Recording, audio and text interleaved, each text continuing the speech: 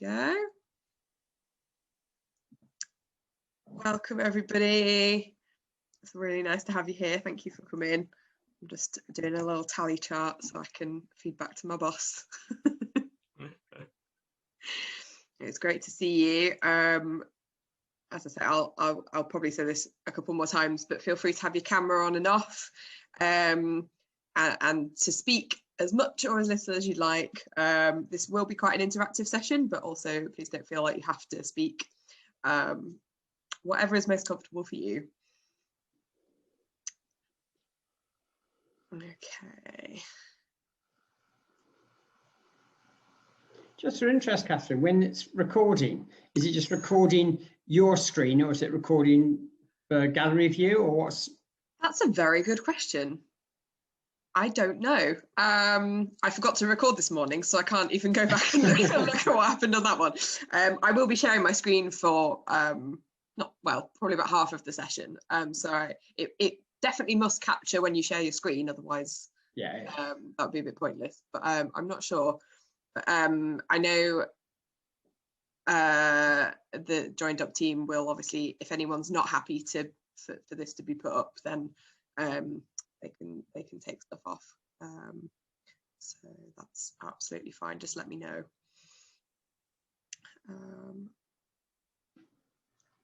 Okay, we will have one more minute because there's about 20 people left, and I will find the right screen to share. Just that one. There we go. Can everybody see that okay? Yeah.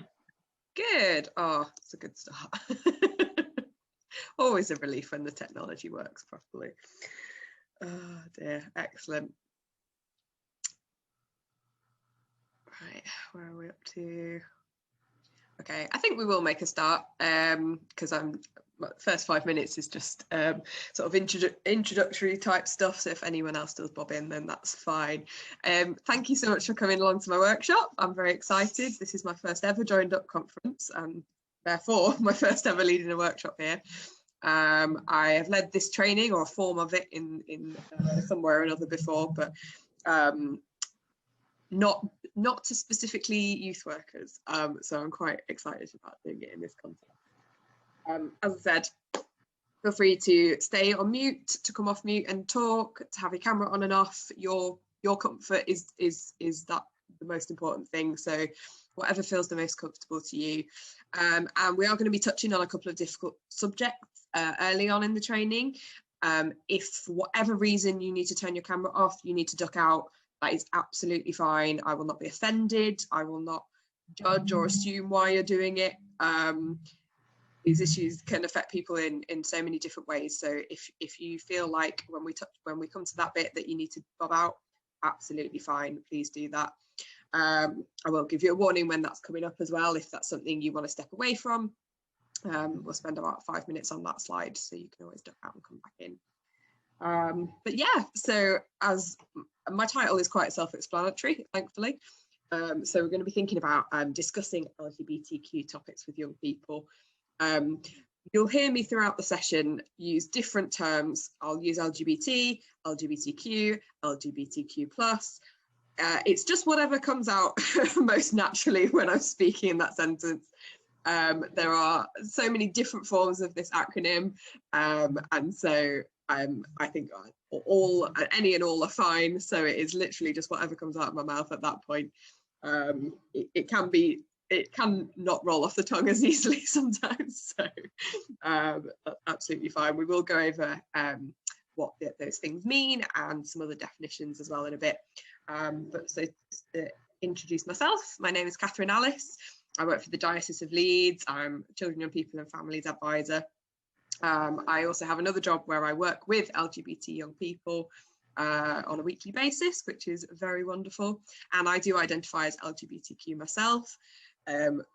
By all means, that doesn't mean you can't say how you feel about any of these topics. We need to have a well-rounded view on all of these things. So don't worry about offending me. I'm very difficult to offend. So yeah.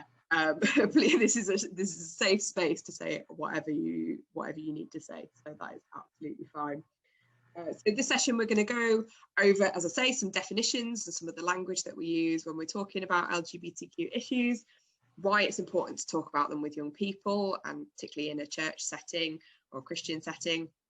What are the issues facing LGBT young people and how do we safeguard people, and then some resources, and then at the end I'll leave about 10 or 15 minutes just for questions, because this is a huge vast topic and there's no way I can cover everything in such a short time. So if there's anything particular you want to ask, there will be time throughout. But if your question comes up naturally in other things that we're talking about, feel free to ask it before. So to start off with, do people know what LGBTQ and the plus stand for? Yeah, okay. So they are lesbian, gay, bisexual, trans, queer or questioning, and the plus encompasses so many things. I could not fit all of them on the slide, but they include intersex, asexual, pansexual, non-binary identities, and loads of others.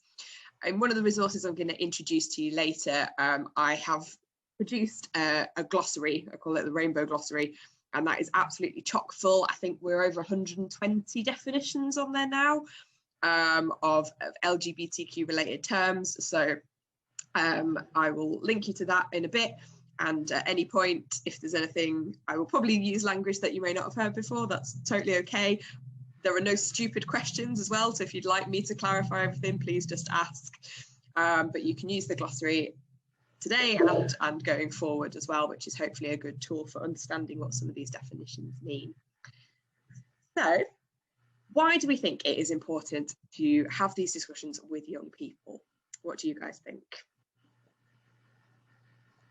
It's something that they're exposed to, and probably like some of our young people will feel that they are one of these things. So yeah, absolutely. Thank you. Yeah, anything else? I think coming from the Catholic Church, I'm very liberal minded, and the problem I have, particularly working with Catholic high schools, is that the young people want to talk to you and in school, and you sort of try to, I don't know how to say this to you, Catherine, but sometimes you're trying to be in the dark with them and you don't want to do that. Does that make sense? You don't share any light.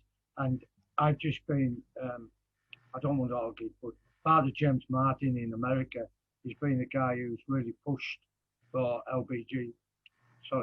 the issues to be discussed openly, but it's frowned on.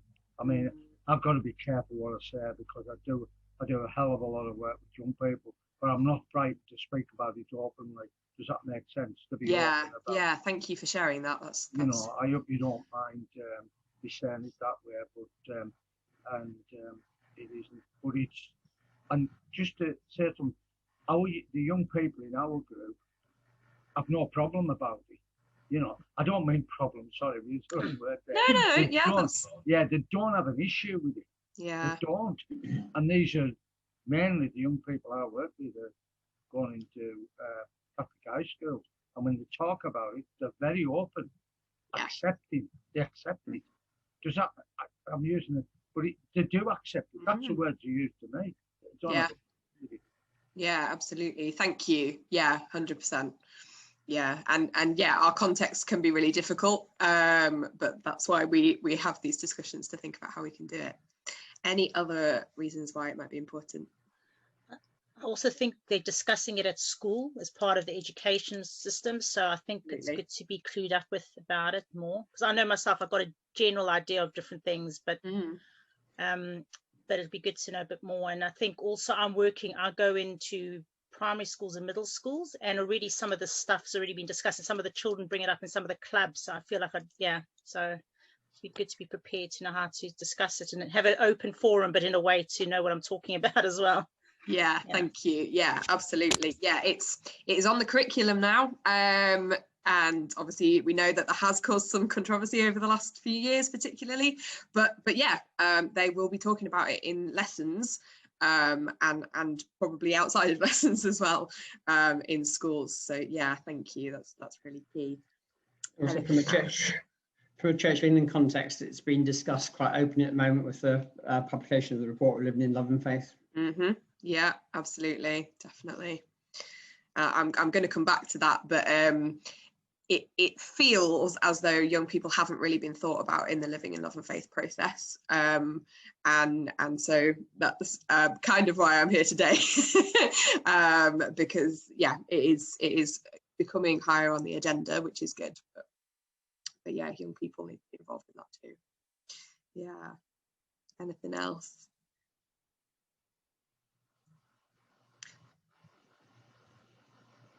I bobbed a couple of things up on my slide, which I think we've covered most of them. Yeah, they're already talking about it. And as you said, Terry, it's a non-issue. A lot of them talk about it very, very matter-of-factly. And we'll probably know a very recent report suggests it might be 1 in 6 people identify as LGBTQ. So in a class of 30, there could be, 5 kids. Or more or less, but it's very much just a matter of fact for our young people. And yeah, it can be personal to them, most of the time our young people will know somebody or will be themselves LGBTQ. They're often more knowledgeable as well, and like you were saying, Trish, about it being taught in schools now. A lot of us will have grown up under Section 28, where it wasn't allowed to be talked about in schools, perhaps for some or all of our education. So actually the fact that it's on the curriculum now means young people are really clued up. And one of the reasons I've put this glossary together is because when I'm working with young people, I feel like I need to know what they're talking about, and I just feel incredibly old sometimes when they start throwing around all this language that is second nature to them, but is miles ahead of where I'm at. So that's why I've kind of put that together.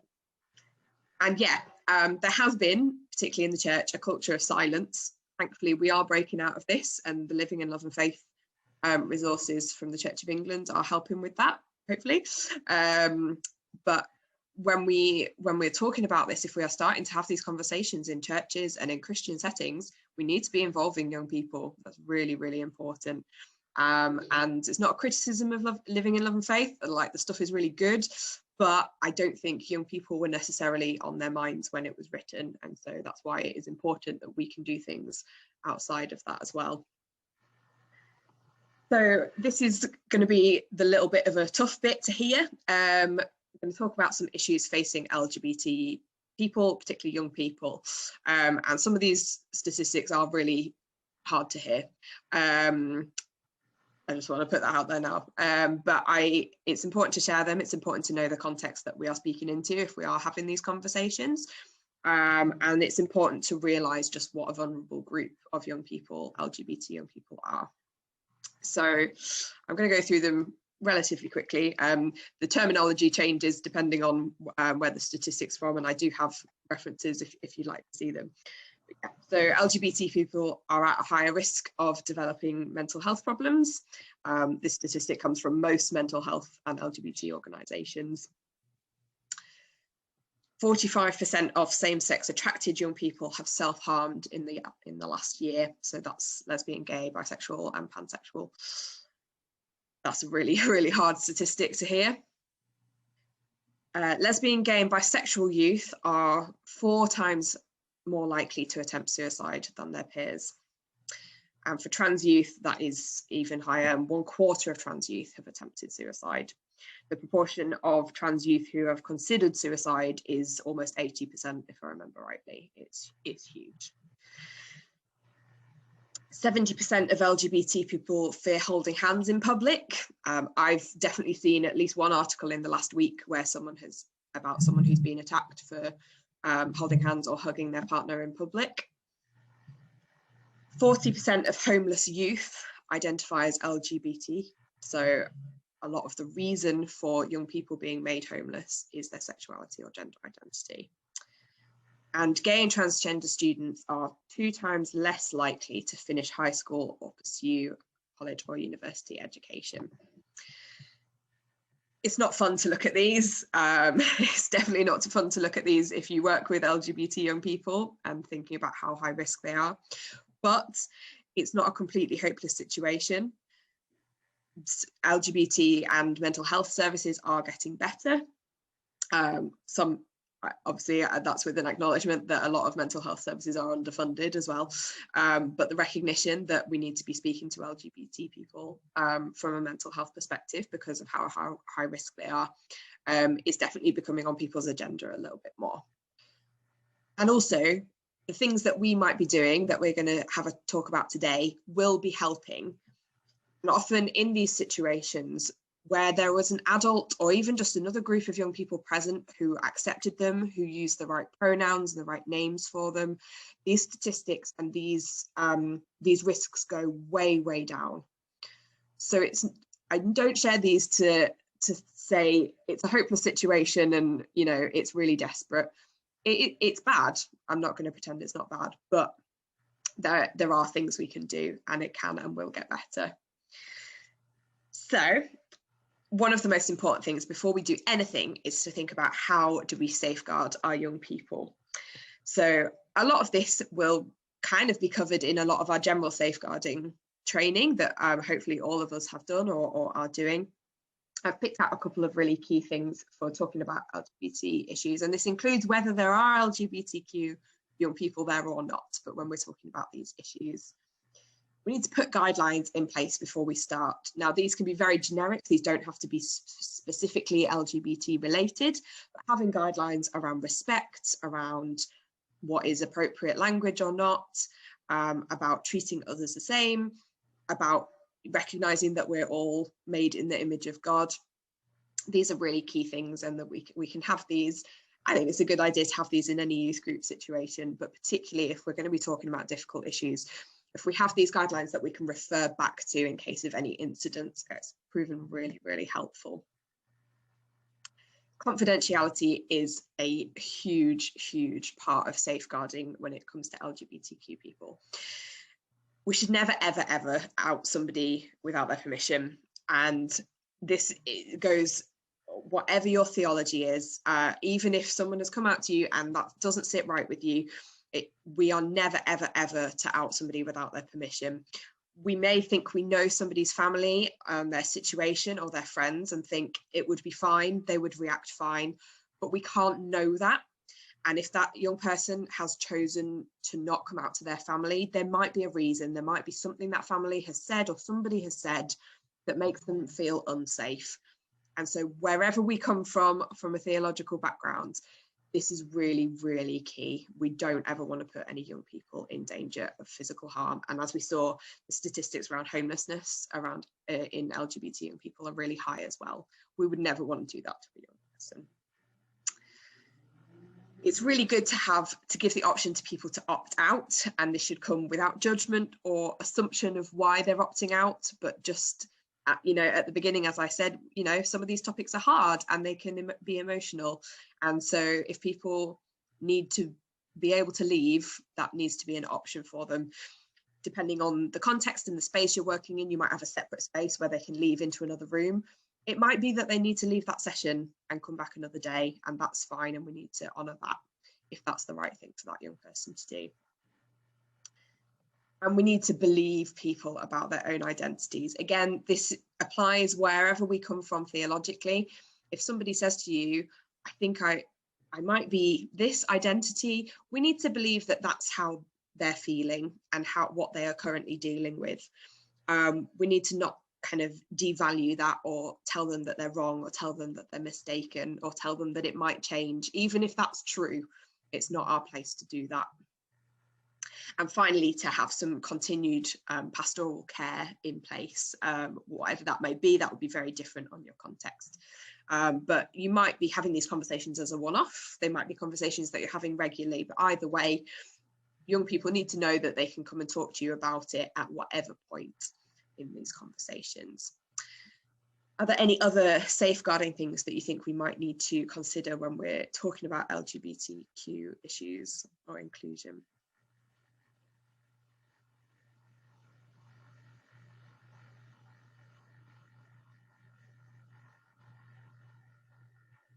That's okay. One of the things that is a really helpful place to go for a little bit of help with those guidelines is the pastoral principles put together by the Church of England. If I'll pop a link in the chat if I can find it. These are laid out in the beginning of the Living in Love and Faith course, which I'm going to talk about in a minute, and are really helpful for laying down those things of we are all God's children, we will treat each other with respect even if we disagree, those kind of things. You can download kind of like postcard type things of the pastoral principles, so you could use that as a whole activity with your young people, or get them to write their own, or all sorts of things. There are loads of ways you can use that. But it's a really good place to start if you're coming at this completely fresh. Okay, so as I've mentioned, yeah, of course. Can I just say something? Yeah. One of the things that Pope Francis said, I think it's a while ago now. He said, "Who am I to judge?" when he was asked the question about, you know, about this in the church, and he said, "Who am I to judge?" But that created a furore, you know, and it's a very uncomfortable thing. But I think I took it when he said that, and I'm being honest with you. I mean, I took it that what he's trying to say is that, you know, you said in your last one, we shouldn't be judgmental at all as youth workers. We shouldn't be. You know what I mean? You should accept people for what they are. Just, am I being, you know, words I use sometimes, but I think you should accept people for who they are. And if that young person wants to be themselves, that you accept that. You know what I mean? And Yeah, thank you. Shouldn't even, sorry to interrupt you. But No, that's absolutely fine. Thank you. I really struggle, and it's surprising that you said, I didn't even know the Church of England had done something on this. I didn't. Anyways. Yeah, thank you. And that's why it's important to have these conversations, isn't it? So that we know what people are saying and what the conversations that our young people might be hearing are as well. So as I mentioned, the Church of England produced the Living in Love and Faith resources that came out in November last year. We didn't know what these were going to look like. We knew this process has been going on, but we didn't know what this was going to look like until it came out. Honestly, I thought we were maybe going to get 2 sides of A4 that were like, oh, we're still thinking about it, and we'll come back to it when we thought about it some more. So I was pleasantly surprised by the range of resources that came out. So they are made up of a 5-session course, which I would argue is perhaps the most important bit of the Living in Love and Faith process, because it involves going through it with other people and starting those discussions. It's also a book, which is absolutely ginormous. I have not finished reading it yet. It is huge. But these all can be explored kind of in isolation, but they all link in with each other. There are a series of podcasts which are really good. Some videos, which are actually one of my other favourite bits, are story videos of people sharing their experiences of being a Christian and being in relationships, being LGBT, or just any kind of topics around their identity or sexuality or relationships, anything like that. They are really, really good. They're about, I think, 5 minutes tops each video. So if you don't engage with anything else, I do really recommend the videos. And then they also link to some additional research. It's very academic, which is not necessarily a bad thing, but it's perhaps, as I say, not aimed at young people. So myself and a few other people are starting to put some material together for young people to help engage young people with the Living in Love and Faith process. Because the aim of this process in the Church of England is to hear what the church is saying, not just from the House of Bishops, but hear what people in churches are saying. And actually, if we're missing young people's voices in those conversations, then we're not hearing what the church is saying. It's really, really key. So, as I say, unfortunately, this is only just happening because we didn't know what this was going to look like until it came out in November. But there are a few of us working really hard towards this and making sure that these resources are made more accessible, and that there are other resources that we can link to that are more helpful for young people and from their point of view. At the same time as Living in Love and Faith was being made, I was busy making a resource called Discuss LGBTQ. This happened completely separately. It was not kind of thought of in conjunction with Living in Love and Faith, although it's worked out very well. But that's one of the things I'm going to be sharing with you today. So it's a brand new resource designed to start positive discussions about LGBTQIAP+ topics and inclusion, especially with youth and community groups. So it's formed of 100 open-ended questions and the rainbow glossary, which I mentioned. So let me see if I can bob link in the chat. I mean, you will have hopefully seen it on the screen, but if I bob the link to the glossary in the chat, then you can have a look. Come on, paste. There we go. So as I say, this is developed separately to living in love and faith, but actually works really well alongside it, particularly when we're thinking about how we get young people involved. So it's an as well as, not as an instead of. I hope that it is a more accessible resource. I'm a disability officer in my other time, so I am very passionate about making sure things are accessible. So we've been working really hard to create different formats to put this resource into. So at the moment, it is an app, it's a book, and it's a website. And then we're looking at video material that we can use to help children or young people or anybody who for whom reading might be a problem or who just enjoy engaging with videos better. So we're looking at probably doing that on TikTok, as that is where young people are. I've never made a TikTok in my life. I'm very nervous about it, but if that's what young people are engaging with, then that's where we need to be. So that's the next phase of Discuss LGBTQ. So the app looks a little something like this. We have 4 categories of questions, which we'll go through in a minute, and you can also favourite questions to come back to as well. You feel free to download the app. It is free, thankfully. I had a brilliant, well, still work with him, brilliant app developer who has been able to make it available for free, which is amazing. If you're struggling to find it, there is a link on the website homepage to be able to download it. We're going to go through some of the questions in a little bit.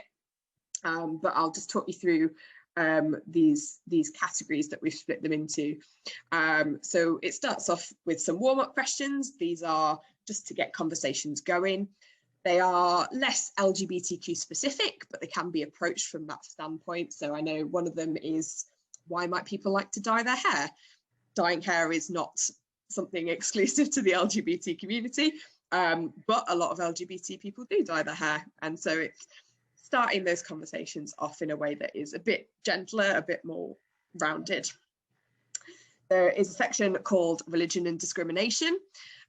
These are almost certainly the toughest in there. All these notes are on the website as well. But yeah, obviously these can be very emotional to talk about. So we want to encourage that healthy debate. We want to encourage these conversations, but we need to make sure that they don't become one-sided. And that people don't feel under attack as well. So we have written some facilitators notes, which are in the book and on the website as well. So just for helping manage them. And we do recommend Trevor Project's safe space guidelines, which are really good for tackling questions like these.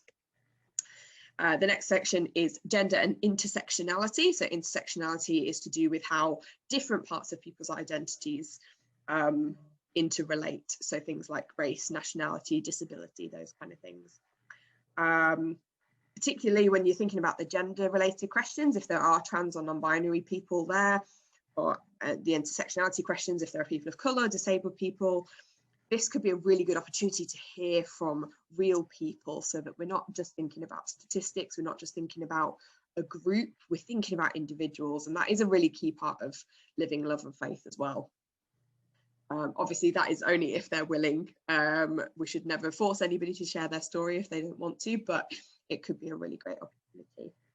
And then the last section is called Pride, Allies, Representation and Coming Out. This is just the most diverse in terms of topics. It does go into some other of that language that we hear young people using, so that's why the glossary is there if people need it as they're going through. So we're going to have a bit of a go. I'm going to stop sharing my screen actually so I can see your lovely faces. I think it's really helpful when you're using any resource to know what you're dealing with. So I thought I'd just introduce you to Discuss LGBTQ by having a go at some of these questions. As I would say to any group that I was running this with, feel free to join in as much or as little as you'd like. It is not obligatory to join in, but if you want to share anything that related to any of these questions, then feel free. The questions all come up randomly on the app within the sections on the website, and in the book they are numbered. I'm using the app today, so I have no idea what's going to come up. That's fine. So the first question that's come up: do you think the media does a good job of portraying or representing LGBTQ people?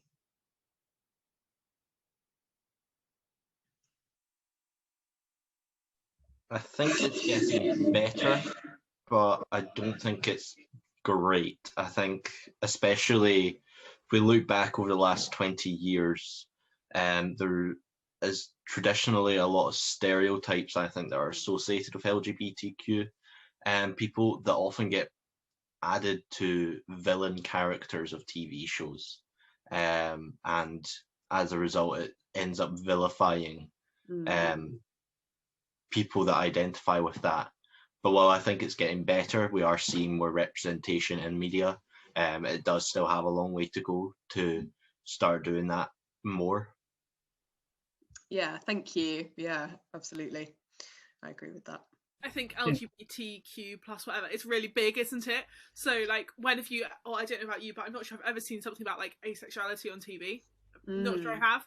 And or like trans, maybe there's some more stuff on trans, but it's much more like normal in a TV show to have someone who's gay or lesbian than it is to have a trans person. Like, you don't have a trans person in, I don't know what cool TV is, but like Big Bang Theory or whatever, do you?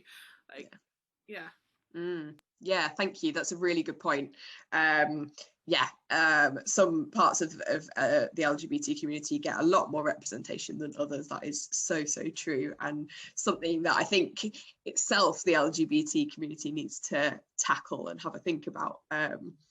Yeah, thank you.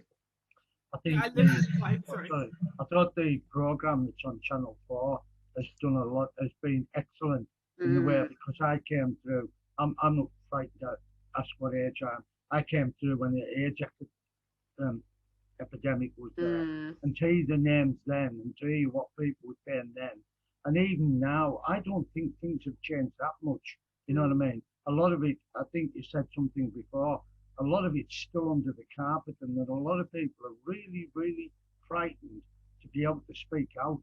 And I think it's also, I'm very careful using the words here, but a lot of the right-wing people in churches really don't want to have understanding about it. And if you speak out, I think it's, and you know, it's not just young people, but there's adults as well. You know, we tend to forget it's a community thing, and sometimes people just don't know how to cope with it, because being honest, a lot of them find it difficult to even talk about it. You know, I'm sorry if I'm dragging on a little. No, that's great. Thank you. Yeah, so It's a Sin, the programme you mentioned, was also mentioned when I did the workshop this morning as well, which just goes to show how important it has been, you know, for educating people and informing people about what it was like. But as you say, you know, older people do struggle talking about it more because of the AIDS epidemic and because of Section 28, which meant that people couldn't talk about it in schools or education settings. That's the history we grew up in.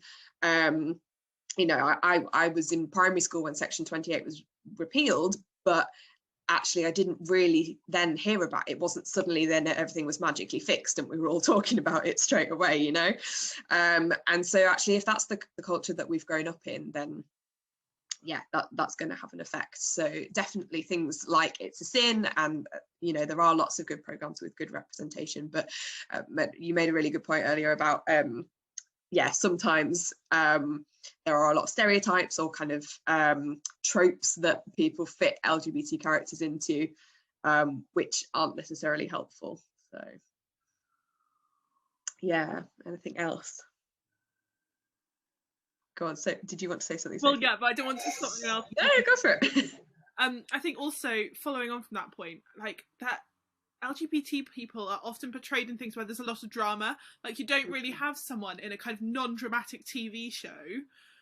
It's always in dramatic TV shows. And also, I just want to say, it depends what media you consume as well. Like, I work in some very different places, and on one estate, I mean, it's a very, very racist estate as well, but it's also you could never ever come out as anything on there. And I mean, you'd probably get stabbed. Like, you probably would.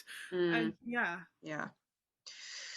thank you. And as you say, and the different media that is kind of available and how it is available matters as well. So, you know, we had a chat this morning about how actually particularly young people are not watching broadcasted telly, they'll be watching media on TikTok, on YouTube and things like that. And so actually that media and what's available there is really important as well. So yeah, thank you. Okay, I've got another question for you. Do you see Pride more as a celebration or as a protest?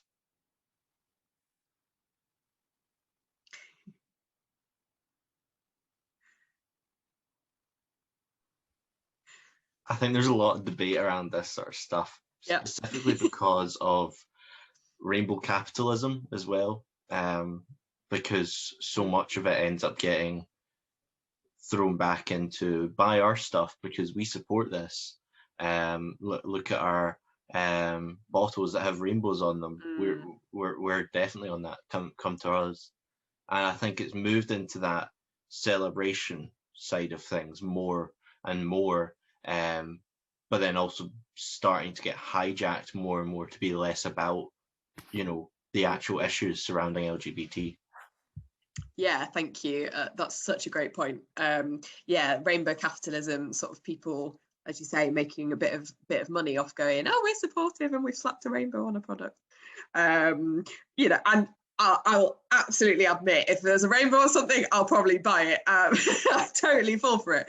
But yeah, it does cause an issue in that actually it can take away some of those some of that focus of what are some of the really key things. I don't think though. I don't think we should take away the celebration and the fun of it, because a lot of those people, for the first time, probably, you know, I don't mean, I'm using the wrong word there, those people, but I think for people, it's sometimes a celebration of who they are and what they are, and it's very creative.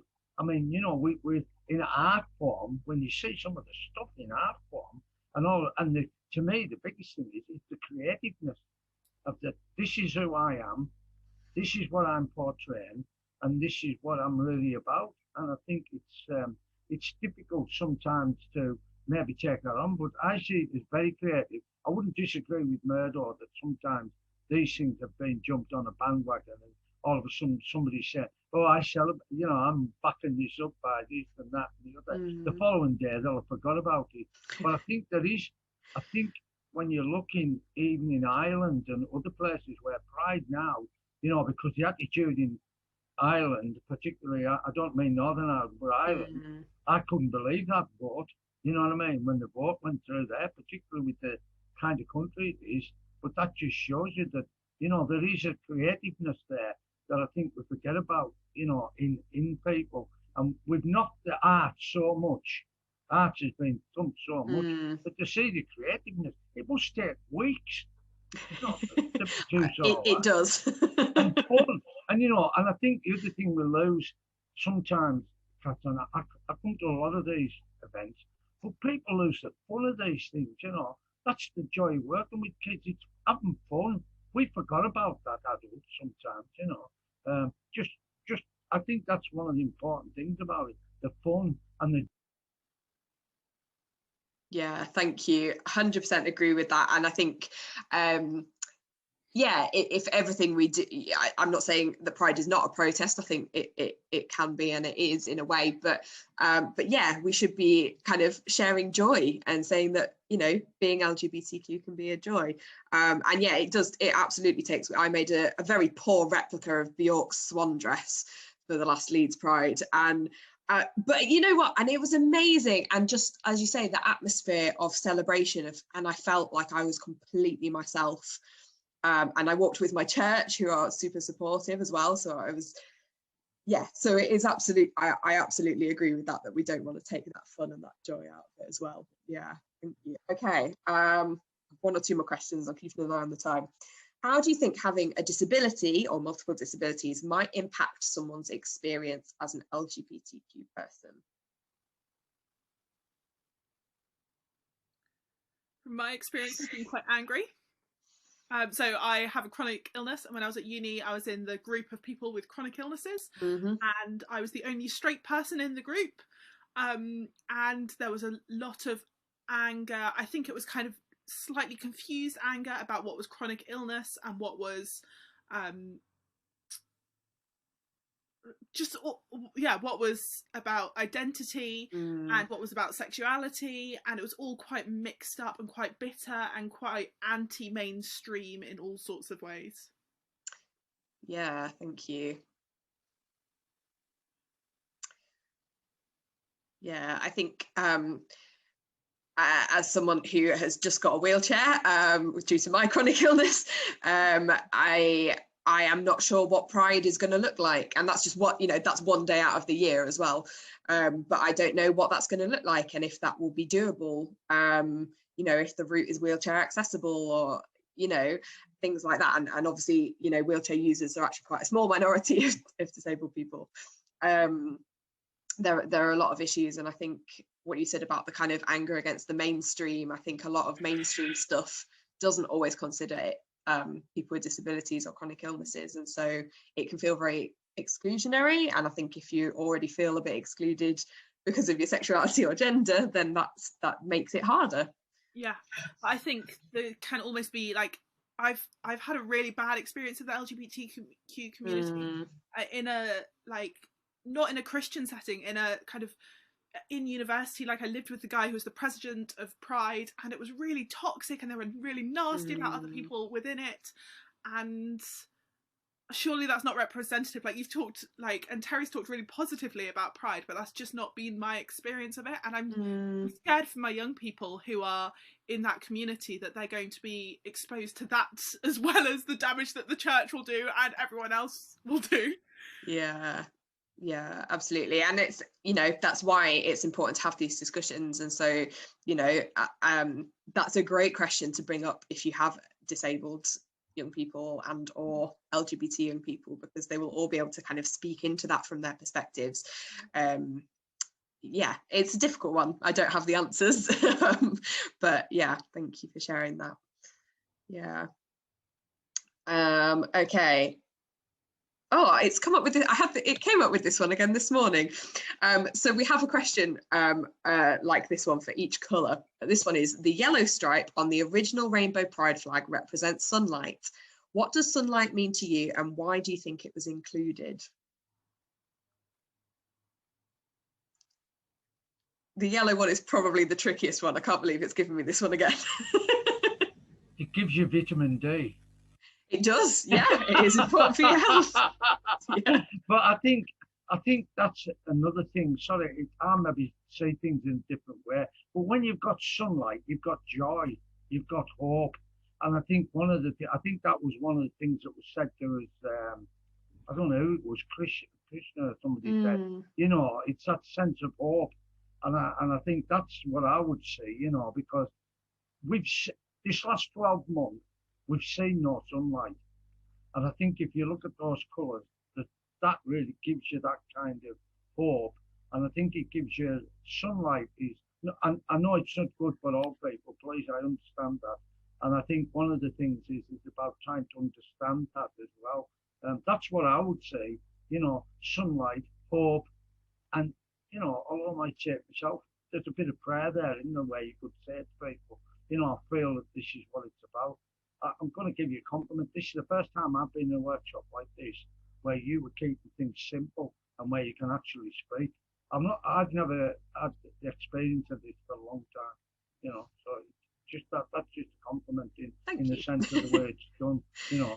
And I'm not trying to get in your good books, so don't worry. I don't have any freebies to give away, unfortunately. So, you know, but no, thank you for that. And yeah, I love that image of, yeah, hope and warmth, and yeah, that sunlight gives. That's a lovely answer. Yeah. You'll notice all of these are really open-ended, so you know, if you were to have these conversations with young people, as I say, this question came up this morning, I had a completely different answer and a completely different conversation out of it, and that's what I love about this kind of question. It's why I wanted to create a resource around that kind of question. That I've used this resource so many times with my young people, and we have different discussions every time. So hopefully that's been helpful. So there's no answer book then? There is There's no answer book, with I'm it. afraid. No, that is not part of the resource. You've got to come up with the answers yourselves. But yeah, I've found it such a joy to use it with my youth group. They have a credit somewhere on the website because it was kind of road tested on them before it was launched, and they were just fabulous. And hopefully, if you do use this resource and you use it with young people, you will enjoy it as much as I have, because young people's minds are brilliant, and I love the answers they come up with to things. So I'm just going to share my PowerPoint again. So I wanted to just flag up another couple of resources as well as my own. The number one resource I would recommend looking at is called Faith in Yourself by the Proud Trust. They're a LGBT youth charity based in Manchester. They are absolutely wonderful. I've done some training with them in the past, and they've produced this booklet called Faith in Yourself, which I will pop in the chat. And it is from different faith perspectives, not just Christianity, although Christianity is quite heavily featured. But it talks about people's experiences, it talks about allies, it talks about some things that that scripture says, loads of different things. So I've popped that in there. I mean, if you search for the Proud Trust or search for Faith in Yourself, it does come up. They are, to say they're quite local, they are quite a big charity. They have produced so many great resources, so you can have a look through all of them. But Faith in Yourself is my favourite. There is a poster as well, which you can download. You can download it all for free, or you can pay a tiny, and it is literally like about 40p if you wanted an in-person booklet. That's not the right word, but you know what I mean. There are also other charities that look specifically at young people. Stonewall is a very big national charity, and they have a youth section called Young Stonewall. Again, loads of resources up there, thinking very widely, thinking very nationally. Stonewall is great. And then the charity Mermaids are also wonderful. They are a trans, non-binary and gender youth charity. Their website is just marvellous. They have resources for children and young people, for parents and for professionals. So you might like to have a look at some things that might be helpful for you. If it's appropriate, there might be things that you can then pass on to parents as well. It is really wonderful, and they have posted articles about what's going on nationally. So you may or may not know that relatively recently a bill was made to block young people getting access to hormones to help them to block development so that they could transition. I work with a young person who is 13 for whom that decision has been devastating. And sadly, he is not alone. But Mermaids have written an article about that. They've written about what is happening next and appeals. And reading that gave me a bit of hope for my young person, that that's not the end, and that there are a lot of people working really hard for them. So I do really recommend having a look at the Mermaids website, and they're all over social media as well. They post some really good campaigns on social media. And the last thing was just to think about how we can best use resources. Obviously I've flagged up a few, but there are loads of others out there. I really recommend trying them first. That's why we've had a go at a couple of the questions. It's useful for yourself to feel comfortable and familiar with material, but also then just to know if it's going to work for your group. Being informed, if you can be informed, if you can learn some terminology. As I say, I've linked you to the glossary. I'll link it in a minute. The more informed we can be, then the better we can speak into some of those situations. Don't be afraid to try things, but also don't be afraid to give up on things if they're not working as well. I feel like sometimes I've loads of contexts where we said, right, we're going to give this a go, and we've flogged that horse until it was far dead, even when it wasn't right for that situation. So it's okay to say, this isn't working for us, we'll find something else. And yeah, knowing your context and knowing your young people is obviously really, really important in that as well. I've included a couple of bits of further reading on here. There is a big further reading section on the Discuss LGBTQ website. But these are well, 5 technically that I would really recommend. Vicky Beeching's memoir is outstanding. It's called Undivided. The Book of Queer Prophets. Oh no, I don't have it by my desk. I usually do. Queer's the Word by the Queer Theology guys, and the Inclusive Church Guides on Sexuality and Gender, which are very marvellous. Yeah, that's all I have to share. There we go. Does anybody have anything that they want to ask, anything that they want to say, anything they want to recommend? We've got about 10 minutes left now, and if there's anything that you want to kind of share in this space, I would love that. I love learning from people. That's why I like workshops rather than just pre-filmed lectures. That works for some people, but not for me. Yeah, does anyone have anything? Just want to say this is the most refreshing workshop I've been in about LGBT issues. Thank you. Stuff the amount of time been in workshops where it's very hardline. This is the view, and this is the only view, and stuff like that. It's off-putting and discouraging quite often. And I think having these sorts of open discussions, I think, is really helpful and stuff. So I think it's been absolutely great. Yeah. Thank you.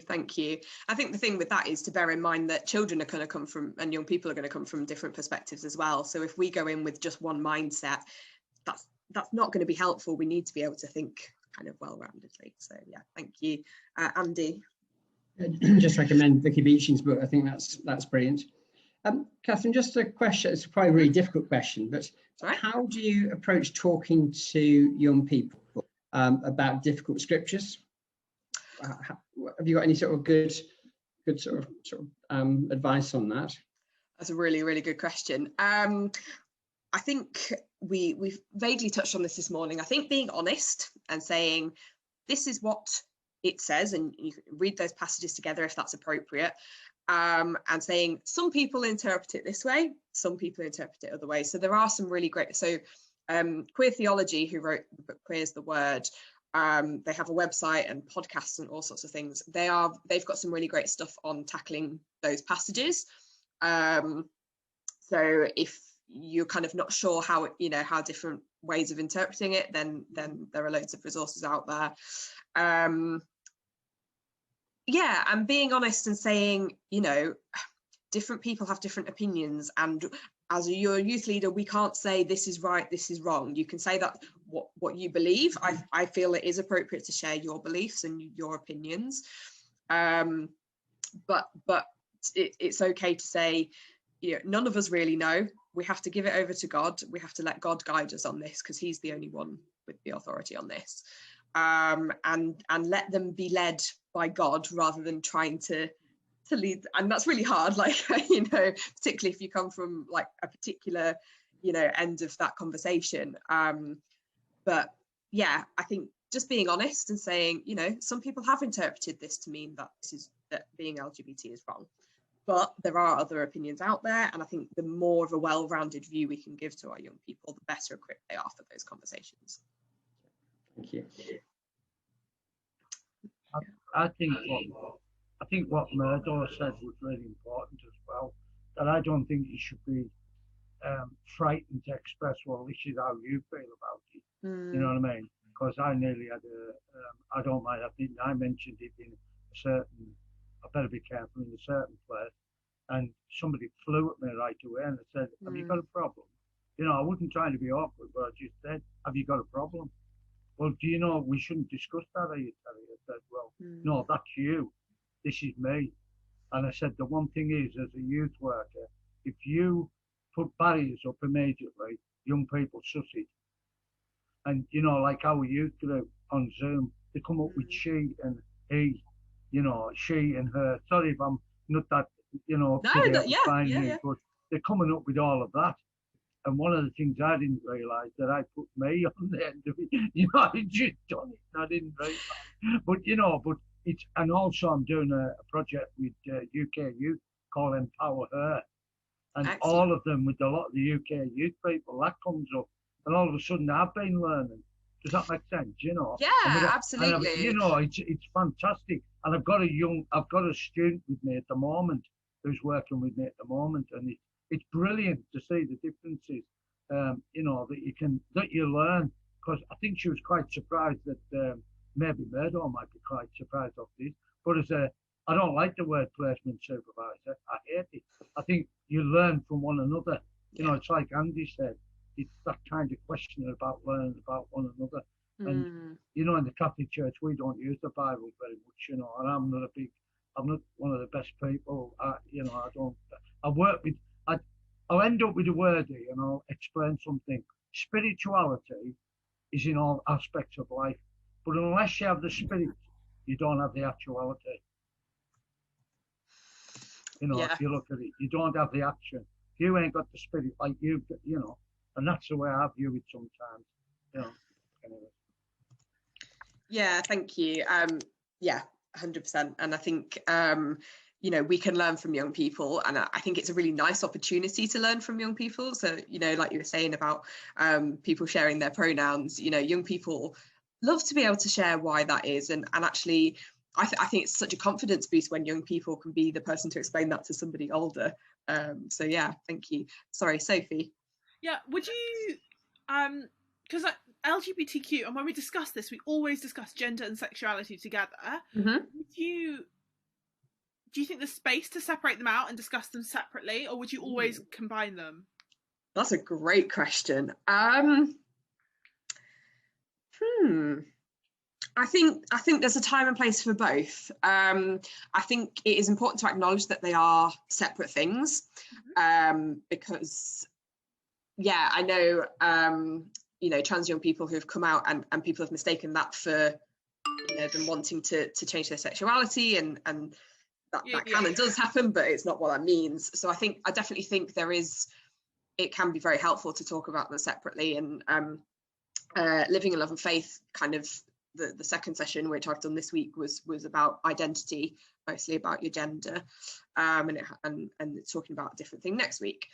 However, I think there is currently a lot of division in the LGBT community, between particularly lesbians and trans people, and trans women especially, and it's very toxic and it's very hurtful to a lot of people. And so actually including them when we talk about them together shows that, you know, there is unity there, and there is, you know, they're not two separate groups who have to fight for attention. Actually, we are a community as one, who should all be supporting and uplifting each other, which sadly doesn't always happen. So you think then, when we're separating people like that, and we're separating, like, in saying LGBTQ, we're saying you're different, we're not saying you're one of us, we're saying you're different? I don't know. It's a really difficult conversation about kind of labels. You know, I think making it clear that even if you are LGBTQ doesn't mean you have to kind of identify that way or put a label on it, that's okay. But a lot of particularly young people do really like labels. They like that feeling of, you know, individuality that it gives them. But I think, you know, when we're talking about it, if we're talking about us and them, that's obviously not a helpful rhetoric. So if we are talking about the LGBT community, then, you know, can we bring what other people bring into that? And it's a really difficult question. I wish we had less than we've got a countdown going on, and I'm like, oh, I really want to do another workshop on this. If you want to email me to chat more about it, my email's on the web is discusslgbtq@gmail.com. Please feel free, because yeah, it's a really difficult thing to explore. But yeah, all my contact details, if you do want to get in touch, if you do want to ask anything else, are all on the website, which, yeah, very straightforward, discusslgbtq.com. I'm really grateful for you all for coming to this session. It's been such a great chat, and just thank you for all of you who've shared and all of you who've listened. Yeah, it's a difficult subject. I'm not going to pretend that it isn't, but there can be a lot of joy, as you said, Terry. There's so much joy there and so much warmth as well. So let's hold on to some of that too. So thank you all so much. Thanks, Catherine. Thank No you. problem. Thank you.